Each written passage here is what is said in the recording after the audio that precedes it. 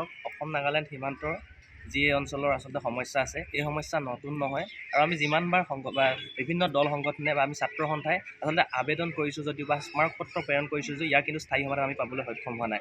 চাওক যোৱাকালি আচলতে যিটো ঘটনা সংঘটিত হ'ল নাগালেণ্ডৰ আচলতে BM আৰু তাৰ আৰক্ষী প্ৰশাসনৰ সহায়ত আৰক্ষী প্ৰশাসনৰ সহায়ত আচলতে সেই অঞ্চলৰ যি অসমত হৈ থকা তৈলখাট দুটা হালধিবাৰী আৰু গোলাপানী অঞ্চলৰ যি তৈলখাট হৈ আছিলে তাত তেওঁলোকে বাধা আৰোপ কৰিছে। আচলতে সম্পূৰ্ণ এক মাফিয়া কায়দাৰে আচলতে নাগালেণ্ডৰ BM আহি আৰক্ষীৰ সহায়ত আচলতে তেওঁলোকে বাধা আৰোপ কৰিছে। ই আচলতে তীব্ৰ গৰিহণাৰ বিষয়। আচলতে জিলা প্ৰশাসনৰ বাবে আচলতে চৰম দুৰ্ভাগ্যৰ বিষয়। আমি ছাত্ৰ সন্থাই এই ক্ষেত্ৰত গৰিহণা দিছোঁ আৰু কিয়নো চাওক এই সমস্যা আচলতে ইয়াৰ আগতেও বিভিন্ন ধৰণৰ আচলতে সেই সীমামূৰীয়া অঞ্চলৰ আচলতে ৰাইজসকলে এই সমস্যাৰ সন্মুখীন হৈ আহিছে। তেওঁলোকে বিভিন্ন সময়ত খেতি কৰাৰ সময়ত বাধা আৰোপ কৰে, নগা দুৰ্বৃত্ত আহি বাধা আৰোপ কৰে, ঘৰত লুণ্ঠন কাৰ্য চলায়। তাৰপিছতো আচলতে বিভিন্ন সময়ত জিলা প্ৰশাসন তেওঁলোকে নিমাত হৈ থাকে। কিয় এই আচলতে তেওঁলোকে এটা স্থায়ী সমাধান দিব পৰা নাই, এইটো আচলতে দৃষ্টিগোচৰ কৰা উচিত। প্ৰত্যেকজন আচলতে জিলা প্ৰশাসনে আচলতে আমাক বিভিন্ন সময়ত দল সংগঠনক আচলতে আলোচনাৰ মাধ্যমেৰে আচলতে সমাধান কৰিম বুলি কৈ আচলতে আলোচনা কক্ষৰ মাজতে থাকি যায়, কাগজ পত্ৰতে থাকি যায়, কিন্তু তেওঁলোকে সঠিক সমাধান দিবলৈ আজিলৈকে সক্ষম হোৱা নাই। আমি তীব্ৰ গৰিহণা দিছোঁ ছাত্ৰ সন্থাই আচলতে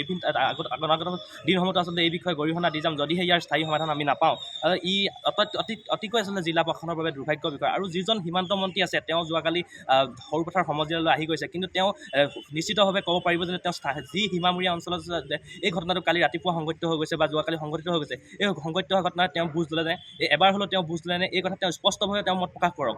যিজন সীমান্ত মন্ত্ৰী কেৱল থাকিব লাগে বুলি তেওঁ মন্ত্ৰিত্ব গ্ৰহণ কৰি মন্ত্ৰিত্বৰ ভাৱটো গ্ৰহণ কৰি আছে, তাৰ বাবে তেওঁ একো কাম কৰা আমি পৰিলক্ষিত হোৱা নাই। নিশ্চিতভাৱে চাওক তেওঁ যাব লাগিছিলে, তেওঁ যোন ঠাইলৈ কালি আহিছিলে বা যিটো ঠাইলৈ তেওঁ আহিছে তাৰ পৰা প্ৰায় 14 কিলোমিটাৰ বা 10 কিলোমিটাৰ আঁতৰত সেই সংঘটিত হৈছে। গতিকে তেওঁ যোৱাটো অতিকৈ প্ৰয়োজনীয় আছিলে। তেওঁ জিলা প্ৰশাসনৰ লগত আলোচনাত মিলিত হৈ সেই সীমামূৰীয়া অঞ্চলত তেওঁ নিজৰ দৃষ্টিগোচৰ কৰা উচিত আছিলে। যিটো সময়ত আচলতে তেওঁ তেনেধৰণে হস্তক্ষেপ কৰিব লাগিছিলে, বিষয়টো আমি তেনেধৰণৰ হস্তক্ষেপ কৰিবলৈ দেখা নাই। গতিকে আমি দাবী জনাইছোঁ ছাত্ৰ সন্থাৰ তৰফৰ পৰা যাতে এই ক্ষেত্ৰত তেওঁ হস্তক্ষেপ কৰক আৰু জিলা প্ৰশাসনৰ এটা আলোচনাত মিলিত হৈ এটা উচিত সমাধান দিয়ক আৰু স্থায়ী সমাধান আমাক লাগিব। যদি এই সন্দৰ্ভত একো পদক্ষেপ গ্ৰহণ নকৰে, আপোনালোকৰ কিবা পদক্ষেপ আগন্তুক সময়ত হ'ব?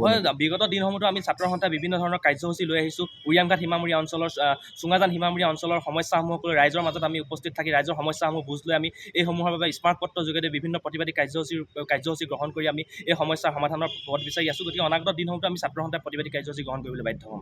অসম নাগালেণ্ড সীমান্তৰ যি অঞ্চলৰ আচলতে সমস্যা আছে এই সমস্যা নতুন নহয় আৰু আমি যিমানবাৰ বিভিন্ন দল সংগঠনে বা আমি ছাত্ৰ সন্থাই আচলতে আবেদন কৰিছোঁ যদিও বা স্মাৰকপত্ৰ প্ৰেৰণ কৰিছোঁ যে ইয়াৰ কিন্তু স্থায়ী সমাধান আমি পাবলৈ সক্ষম হোৱা নাই।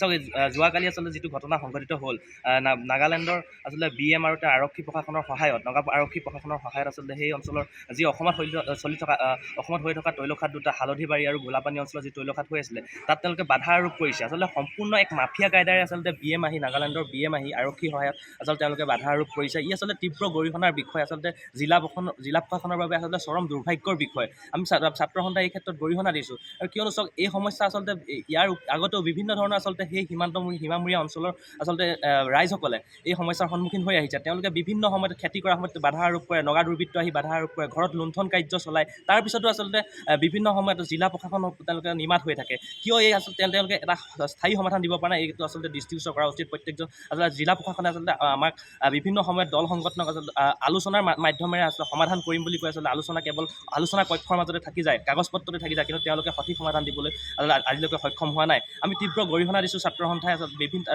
অনাগত দিনসমূহতো আচলতে এই বিষয়ে গৰিহণা দি যাম যদিহে ইয়াৰ স্থায়ী সমাধান আমি নাপাওঁ। আৰু ই অতিকৈ আচলতে জিলা প্ৰশাসনৰ বাবে দুৰ্ভাগ্যৰ বিষয়। আৰু যিজন সীমান্ত মন্ত্ৰী আছে তেওঁ যোৱাকালি সৰুপথাৰ সমজিয়ালৈ আহি গৈছে, কিন্তু তেওঁ নিশ্চিতভাৱে ক'ব পাৰিব যে তেওঁ যি সীমামূৰীয়া অঞ্চলত এই ঘটনাটো কালি ৰাতিপুৱা। যিকোনো খবৰৰ বাবে যোগাযোগ কৰক 7099017330 লগতে 7099017110 নম্বৰত।